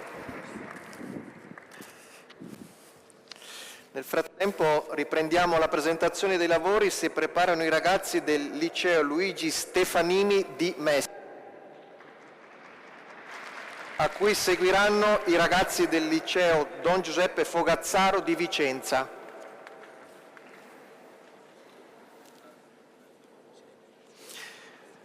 Grazie. Complimenti. Grazie. Complimenti ancora. Arrivederci, complimenti. Complimenti. Complimenti. Sì. Ok. Bene, allora adesso riprendiamo con i lavori dei ragazzi. Allora, il liceo Stefanini di Mestre, eccoli qua, benvenute. Prego, prego. Microfono. Vostro nome? Alice. Alice, andiamo un po' più in centro. Rappresentiamo la classe terza PE, quarta e B, appunto del liceo Luigi Stefanini. Nella prima parte del video c'è una piccola introduzione sulla vita di Pio La Torre. Abbiamo cercato di riassumere in pochi secondi la sua vita tramite un telegiornale mirato principalmente a ragazzi anche più giovani di noi. Per far ciò e quindi per informarci sulla sua vita abbiamo sia letto il libro che è stato scritto dai figli, ovviamente sulla sua biografia, sia ci siamo documentati guardando alcuni filmati e alcune interviste con testimonianze e infine ne abbiamo discusso in classe. Nella seconda parte abbiamo prodotto una canzone, infatti l'abbiamo scritta, l'abbiamo composta e cantata noi alunni, perché pensiamo che un grande messaggio può essere trasmesso anche con la musica. Infatti il messaggio che vogliamo dare a tutti è quello di non stare in silenzio, di lottare, perché anche quando stiamo in silenzio ci mettiamo dalla parte dell'illegalità.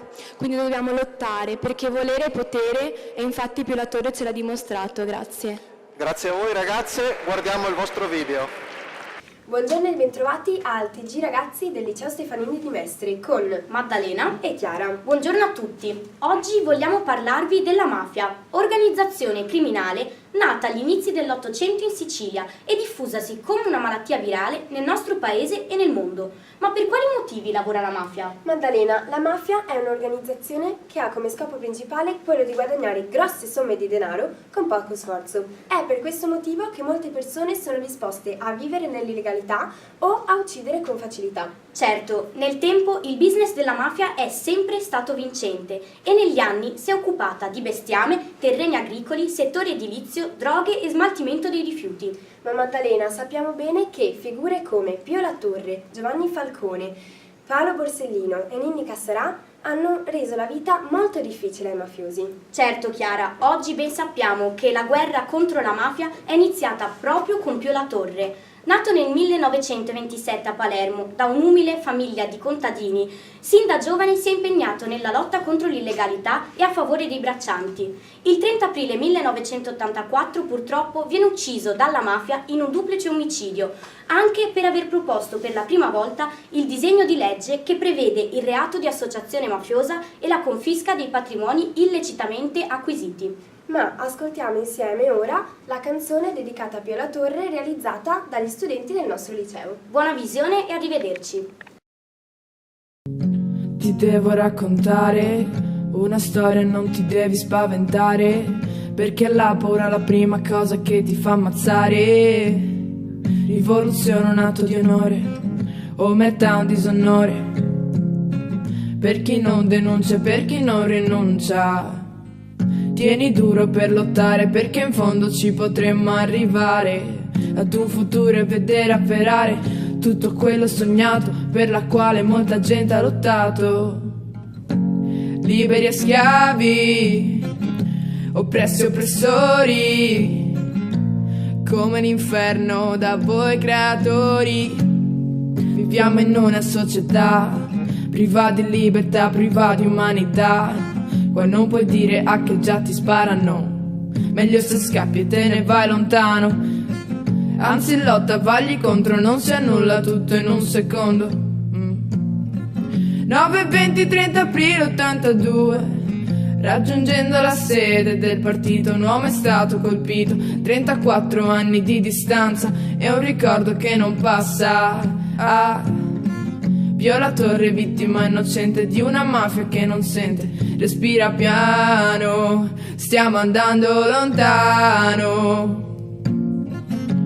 Liberi e schiavi, oppressi e oppressori, come l'inferno da voi creatori. Spiegami un uomo come fa a negare la libertà, a prendere una pistola e sparare. Pensa a cosa può fare il male e stare zitto senza parlare. E adesso tu cosa vuoi fare? Lottare per vivere o stare a guardare? Bellissimo, grazie, complimenti. Ora i ragazzi del liceo Fogazzaro di Vicenza e si preparano i ragazzi dell'Istituto Professionale di Stato Giuseppe Medici di Legnago.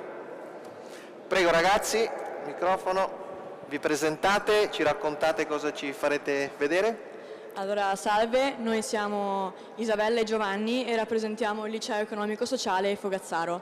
In questo progetto siamo stati coadiuvati dal professor Colombara, il quale ci ha introdotto al tema delle mafie, e dal generale Angiolo Pellegrini, comandante della sezione antimafia di Palermo e autore del libro Noi, gli uomini di Falcone, la guerra che ci impedirono di vincere. Noi abbiamo scelto di ricordare una donna, la figura di Emanuela Sansone, la prima vittima donna della mafia. Fra l'altro la madre di Emanuela, la signora di Sarno, è stata la prima donna collaboratrice direttamente con la giustizia. Grazie ragazzi, grazie anche al vostro insegnante Raffaele Colombara, che è consigliere del Comune di Vicenza e che per tanti anni ha seguito anche Avviso Pubblico in quel territorio. Grazie e guardiamo il vostro video.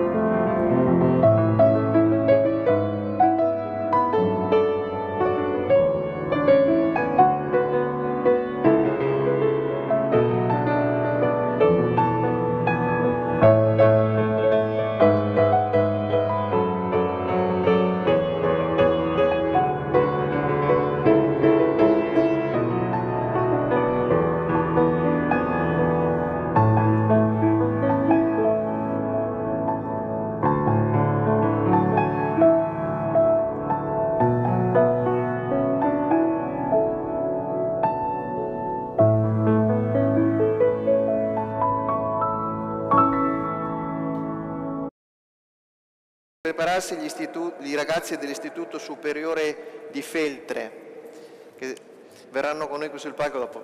Buongiorno, ben arrivati. Mettetevi pure qua in mezzo. Buongiorno. Bel applauso. Se vi presentate e ci raccontate cosa ci farete vedere. Chi parte? Mi sa che... Sì, prego. Buongiorno a tutti, noi siamo i ragazzi dell'Istituto Giuseppe Medici di Legnago e abbiamo deciso di raccontarvi la storia di Emanuela, che ora vi esporranno Federico e Stefano, e poi a breve dopo ci sarà un piccolo video con una sorpresa. Grazie.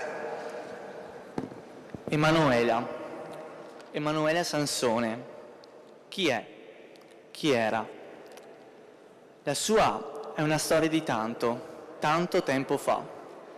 1896, 122 anni fa. Ci pensate? Una faccenda ormai di 2 secoli fa, tanto lontana, troppo lontana. Prima impressione, ma che ce ne importa a noi del 2018, a noi ragazzi del 2018? Una storia del 1896. Al limite sarà una di quelle che ti tocca studiare perché le trovi scritte sui libri di scuola. Ma no, la vicenda di Emanuele sul manuale di storia non c'è. E allora andiamo a cercare qualche notizia, andiamo a vedere su internet, vediamo cosa si trova. Troviamo qualche notizia, un articolo di giornale di 122 anni fa. E allora scopriamo che Emanuela era una ragazza di 17 anni, una ragazza come noi, più o meno la nostra stessa età. Con la mafia lei non c'entrava nulla, aiutava la madre in una piccola osteria e un giorno come un altro qualcuno arriva e rivolge contro di loro il fucile e spara. Perché? Ancora non si sa. State bravissimi. Forse una vendetta contro la madre che aveva denunciato delle attività poco pulite. Fatto sta che Emanuela rimane a terra, morta. È la prima vittima della mafia, innocente. E a pensarci bene, la sua storia ricorda un po' la faccenda della mafia. Perché quando pensiamo alla mafia, noi poi, che viviamo nella bassa veronese, pensiamo sempre a una cosa distante, tanto distante. Una cosa legata alla Sicilia, legata a posti dove magari non andremo mai. Una cosa tanto lontana. E poi magari scopri che la mafia è più vicina di quello che pensi. Vieni a sapere che ha messo le mani su quella pizzeria che sta a 2 passi da casa, che controlla certe proprietà, certi esercizi commerciali. E allora un po' come con Emanuela, che ci sembrava tanto distante, che ci sembrava un nome tra tanti, in una storia dell'Ottocento. Invece Emanuela è una come noi, una ragazza come noi. Emanuela è una di noi.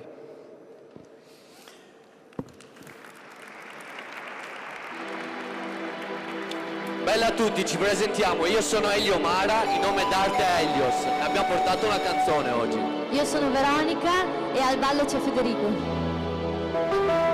Ci siete tutti o no? Se ci siete alzate una mano. Oh, ma siete in tantissimi.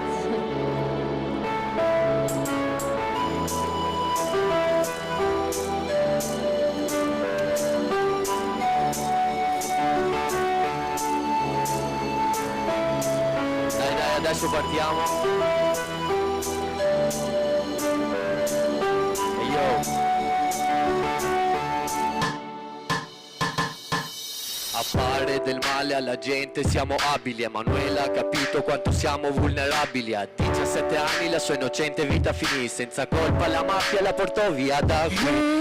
È la prima vittima, piccola e indifesa. Per questo bisogna creare una barriera di difesa. La mafia continua a uccidere, lo Stato ringrazia. Troppe persone uccide, una vera disgrazia. Quello che è successo mai lo accetterò. Ora il mio tempo non fa altro che scorrere lento. Ogni giorno ho lo stesso dolore nel petto. L'hanno trasformata in una mamma senza sentimento. Ho la vita davanti, sono un adolescente. Io all'ingiustizia non ci sto assolutamente. Voglio arrivare ad essere autosufficiente. La mafia che ci batte è un paradosso vivente. La mafia non ci fermerà, non ci fermerà. La mafia non ci fermerà mai. La mafia non ci fermerà, non ci fermerà. La mafia non ci fermerà mai. La mafia non ci fermerà, non ci fermerà.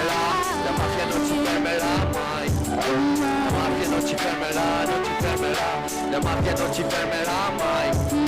Spiegami perché devi toccare la mia innocenza, distruggere me la vita dei miei, la loro esistenza. Piuttosto di essere fatto fuori da voi senza emozione, resto in attesa del mio plotone di esecuzione. Ora prego perché avete fatto fruire lassù, voi sarete condannati all'inferno, giuro qua giù. Parlate, denunciate la mafia, non è un crimine, ricorda il silenzio uccide sempre di più. È inutile essere grandi, questo non lo sai, seguire quella strada non ti renderà grande mai. Non importa quanti soldi, macchina o cos'hai, se sei un uomo di merda, tale rimarrai. La mafia persiste, nel posto non si ripiglia, la mafia ovunque, da nord fino in Sicilia. Se senti questa canzone non ignorare questo messaggio, pensa se la vittima fosse stata tua figlia. La mafia non ci fermerà, non ci fermerà, la mafia non ci fermerà mai. La mafia non ci fermerà, non ci fermerà, la mafia non ci fermerà mai. La mafia non ci fermerà, non ci fermerà, la mafia non ci fermerà mai. La mafia non ci fermerà, non ci fermerà, la mafia non ci fermerà mai. Grazie a tutti.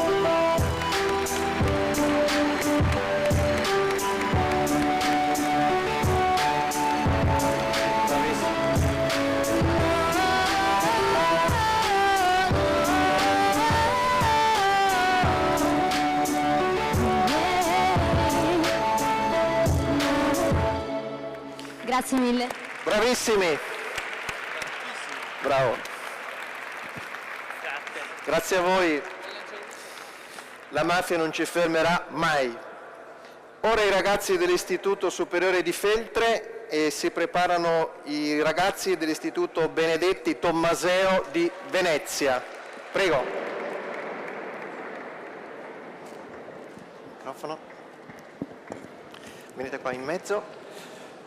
Bene, vi presentate, ci dite cosa ci fate vedere? Buongiorno a tutti, siamo due ragazzi dell'Istituto Superiore di Feltre. Abbiamo creato un video in ricordo di Giuseppe Di Matteo, un ragazzo ucciso dalla mafia e sciolto nell'acido. Le uniche sue colpe erano essere figlio di un pentito di mafia e questa fu la prima volta che un bambino venne ucciso dalla mafia. Io sono Sabrina e frequento la classe terza Chimica, Materiali e Biotecnologie dell'Istituto Superiore di Feltre in provincia di Belluno e questa storia ci ha particolarmente interessati al punto di voler fare una sorta di approfondimento sulla sostanza utilizzata, ovvero l'acido nitrico, che è una delle sostanze più corrosive che esistano. Difatti riesce a sciogliere con molta facilità i tessuti organici, al punto che gli unici materiali che ne resistono sono l'oro e il platino. E per capire quanto è stata forte questa azione abbiamo condotto un'esperienza da cui abbiamo ricavato delle foto presenti nel video in cui è possibile osservare ossa, carne, capelli sciolti dopo soltanto un giorno che erano immerse nell'acido, in cui l'unico resto che rimane è solo una patina di sostanza grassa, in poche parole, e tutto il liquido ormai è diventato marrone. Grazie molte, guardiamo il vostro video.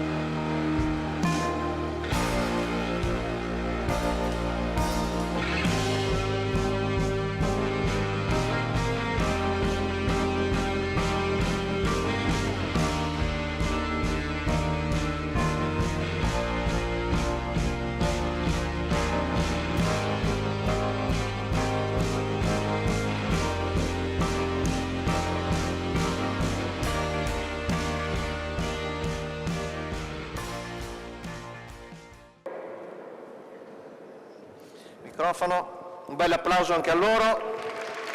Se venite un po' più in mezzo, ragazzi. Allora, i vostri nomi, cosa ci presentate? Io sono Damiano. Io Francesco. Siamo una rappresentanza delle classi terza D del Liceo delle Scienze Umane e terza B e quarta, scusate, B del Liceo Benedetti, e abbiamo scelto anche noi come vittima da rappresentare Giuseppe Di Matteo. Abbiamo scelto Giuseppe perché ci colpiva la sua, prima di tutto, innocenza e poi la sua giovane età, poiché noi adesso siamo adolescenti e stiamo vivendo un periodo importante che lui non ha potuto vivere ingiustamente. E abbiamo realizzato un video e una canzone. Questo video è un insieme di piccoli filmati, momenti, foto di eventi importanti che lui ha perso e anche di eventi nostri personali che abbiamo voluto dedicargli poiché non li ha potuti vivere. Ci tenevamo a leggere il testo della canzone non avendo potuto inserire i sottotitoli in modo che tutti possano capirlo. Allora, lo leggiamo piano così riusciamo a tradurlo. Sangue innocente di Gregorio Rizzi e Elison Vianello. Non è stanca di ingiustizia la nostra terra, una vittima ignara dell'efferrata guerra. Cammina un sorriso tra la rabbia e il ricordo, di speranza interrotta di un bambino che è morto. Sopra un palco oscuro di potere e denaro, un volto lascia la scena, un attore ignaro, di una tragedia che non è mai finita, che ti ruba i sogni e ti prende la vita. Soldi e potere, sangue innocente, violenza, onore, sangue innocente. La colpa di un padre di avere parlato, è un bambino innocente ad avere pagato, ucciso dall'avidità, scomparso nell'odio, ma il sorriso ai suoi occhi scordare non voglio. Soldi e potere, sangue innocente, violenza, onore, sangue innocente. Grazie ragazzi e iniziamo a guardare il vostro video.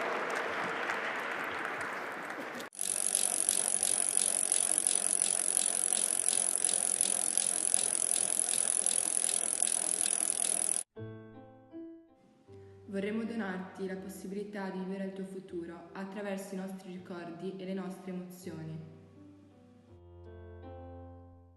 Una vita non vissuta.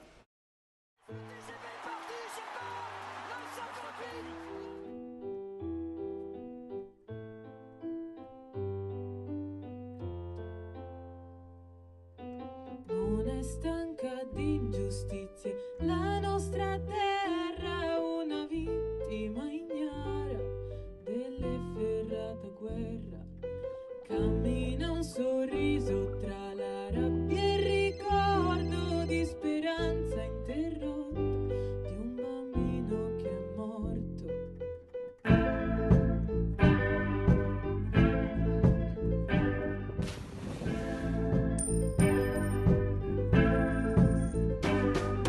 Sopra un palco oscuro di potere e denaro, un volto lascia la scena, un attore ignaro di una tragedia che non è mai finita, che ti ruba i sogni e ti prende la vita.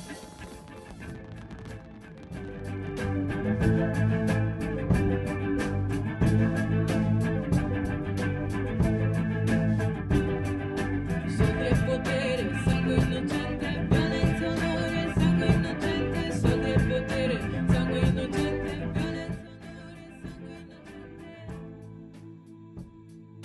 La colpa di un padre di avere parlato, è un bambino innocente ad avere spiato, ucciso dalla vita, scomparso nell'odio, ma il sorriso ai suoi occhi scordare non voglio.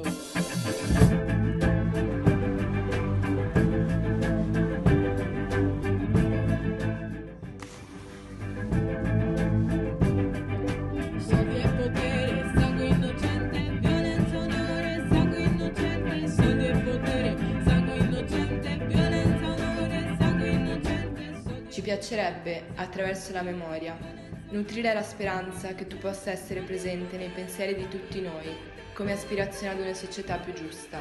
Perché può essere vero, il mondo si rialza col sorriso di un bambino, perché tutto va oltre le vostre stupide guerre.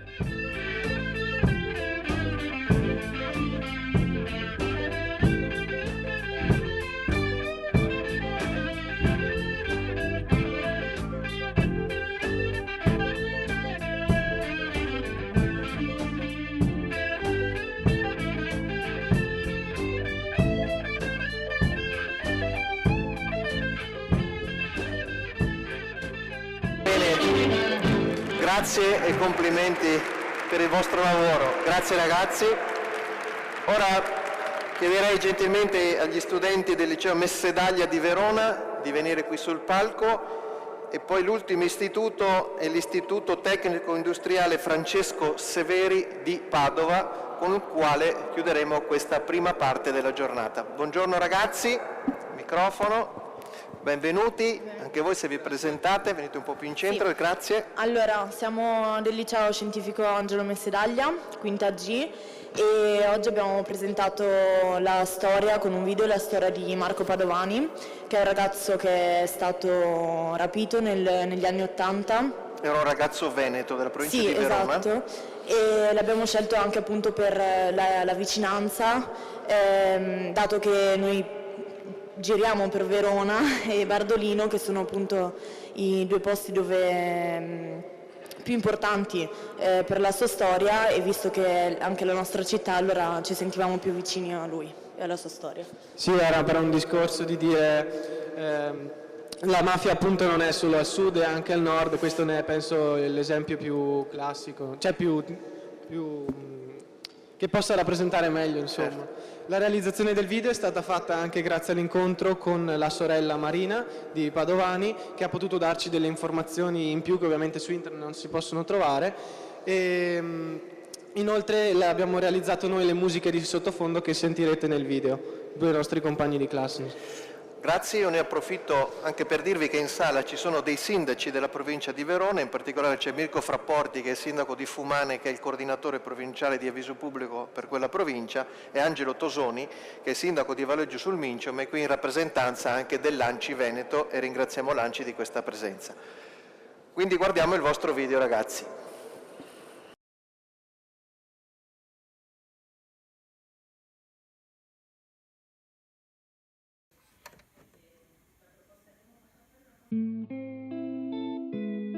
Figlio di imprenditori, Marco Padovani, veronese, classe 56, non era un ragazzo diverso dai suoi coetanei. Aveva molte passioni, la musica rock, le due ruote e il calcetto con gli amici. Gli piaceva frequentare il campetto della parrocchia della Santissima Trinità, a pochi passi dalla sua abitazione in corso Portanuova. Partecipava alle iniziative organizzate da Dontosi. Terminati i suoi studi all'Istituto Aleardo Aleardi di Verona, Marco inizia a lavorare nell'azienda di famiglia, nel Vicentino, attiva nel settore dell'estrazione e distribuzione di argilla. Lavorare a fianco del padre rafforza il legame tra loro già intenso.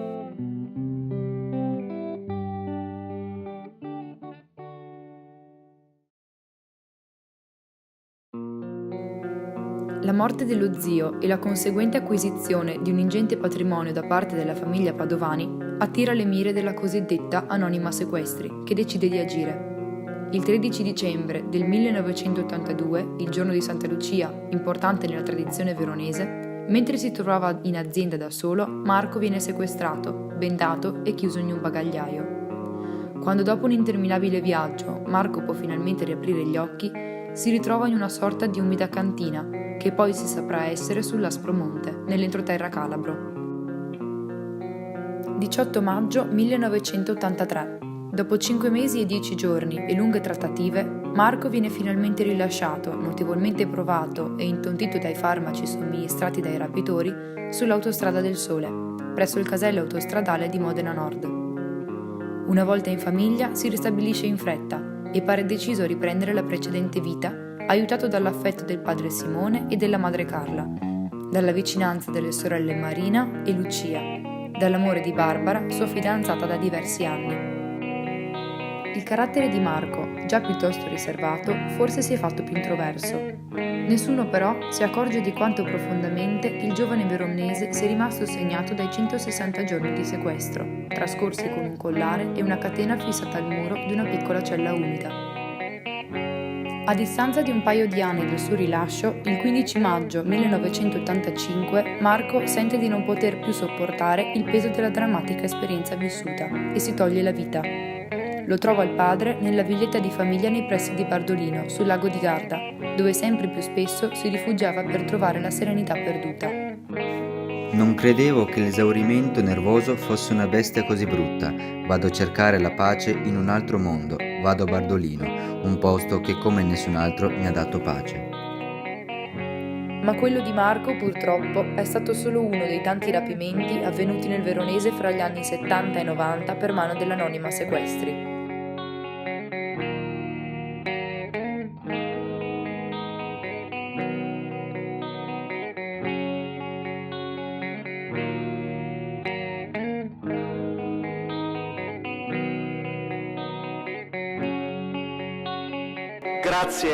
Grazie per averci ricordato questa persona che molti sicuramente non conoscevano. Grazie davvero ragazzi e complimenti.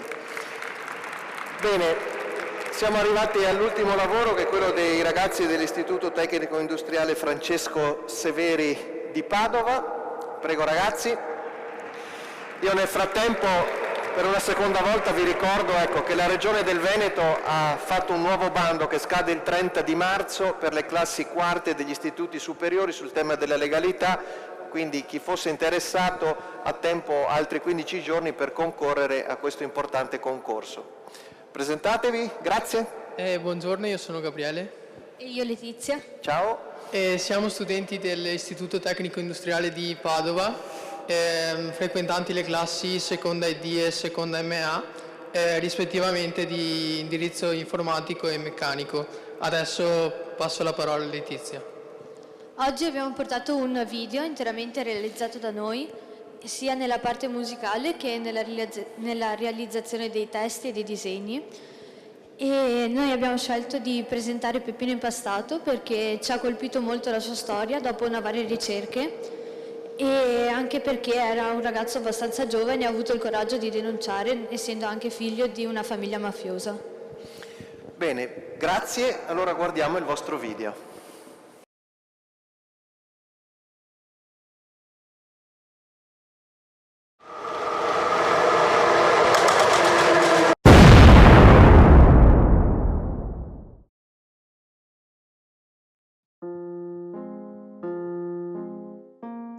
Sono Giuseppe Impastato, per gli amici Peppino. Sono nato a Cinisi, cittadina palermitana, il 5 gennaio del 48, in una famiglia diciamo importante. Già alla nascita mi venne impresso il marchio di mafioso. All'inizio non capivo. Ad aprirmi gli occhi sulla mafia fu il rosso insidioso delle fiamme di una Giulietta esplosa, quella che uccise mio zio. Carico di curiosità giovanile, più mi informavo, più maturavo e più disprezzavo quel padre che mi aveva cresciuto e che da tempo faceva affari con Cosa Nostra. Ben presto ci trovammo davanti ad un bivio. Da una parte io deciso per la legalità e dall'altra lui con la sua schifosa mafia. Così le nostre strade si biforcarono. Dopo aver lasciato la via del silenzio, decisi di denunciare le persone che conoscevo fin da piccolo. Per questo, con dei compagni, fondai prima un giornalino che venne abbattuto dal silenzio, dall'omertà, dal consenso verso i mafiosi e dalla collaborazione sotterranea, con loro che volevano arricchirsi senza fatica. Poi aprì una radio, Radio Out. Fu la seconda bandiera issata contro di loro. Ai mafiosi tutto ciò non importava, d'altronde eravamo un pesciolino contro il banco. Ma loro non sapevano che l'unione fa la forza e che un passo alla volta li avremmo battuti. Non importa quanti passi, 1, 2, 3, 4, 5, 10 o 100, ma alla fine ce l'avremmo fatta. Condussi anche le lotte per difendere quei contadini ai quali erano state espropriate le terre per la costruzione di un nuovo aeroporto. Anche lì la mafia aveva inquinato le procedure regolari, accecata dalla ricchezza che avrebbe ottenuto. Nel 78 mi candidai per le elezioni. Ero sicuro che ricoprendo un ruolo politico avrei potuto smascherare e colpire mafiosi e corrotti. Durante la notte tra l'8 e il 9 maggio, però, la mafia decise che per me era il momento di smetterla. Prima di sapere gli esiti delle elezioni, venni adagiato su dei binari del treno, con del tritolo come compagno, e fui fatto saltare in aria.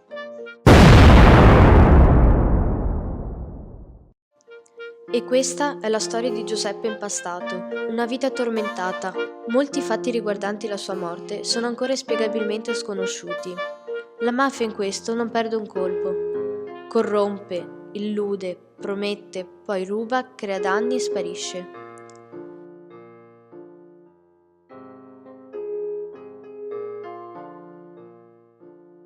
Noi dobbiamo intervenire, possiamo dire basta, possiamo denunciare. Le bandiere che Peppino Impastato ha issato sono simbolo di una lotta che vinceremo. I 100 passi non indicheranno più la distanza tra la casa di Peppino e quella del capomafia Badalamenti, bensì l'inizio del nostro cammino coraggioso verso lo Stato e la legalità. Grazie. Bene. Allora, abbiamo chiuso questa prima parte del 21 di marzo, adesso ci recheremo, vi chiedo un minuto di pazienza, ci recheremo in maniera ordinata in Piazza degli Eremitani, dove assisteremo alla lettura dei nomi delle vittime innocenti delle mafie e poi al discorso di Don Luigi Ciotti. Io volevo ringraziare tantissimo le persone che ci hanno dato una mano a organizzare tutto questo, le persone del service che hanno gestito i microfoni e l'audio, le persone che hanno gestito la sicurezza, tutte le persone del Comune di Padova e della Regione, 2 persone dello staff di Avviso Pubblico, Neva Camellini e Alessandro Brazzini, ma soprattutto tutti voi ragazzi e i vostri insegnanti. Grazie davvero per i lavori che avete fatto e che noi divulgheremo. Questa mattina, sul suggerimento di un caro amico, ho comprato questo libro che si intitola La luce in fondo al tunnel di Zygmunt Bauman e ho trovato questo proverbio cinese con cui vorrei salutarvi. Il proverbio cinese dice questo: dobbiamo pensare all'anno prossimo piantando semi, ai prossimi 10 anni piantando alberi, ai prossimi 100 anni educando alle persone. Grazie per quello che avete fatto. La scuola, la politica, tutti noi abbiamo un ruolo importante per non tacere e per costruire un'Italia e un mondo più bello e più giusto, senza mafie, senza corruzione. Grazie a tutti e andiamo verso Piazza degli Eremitani.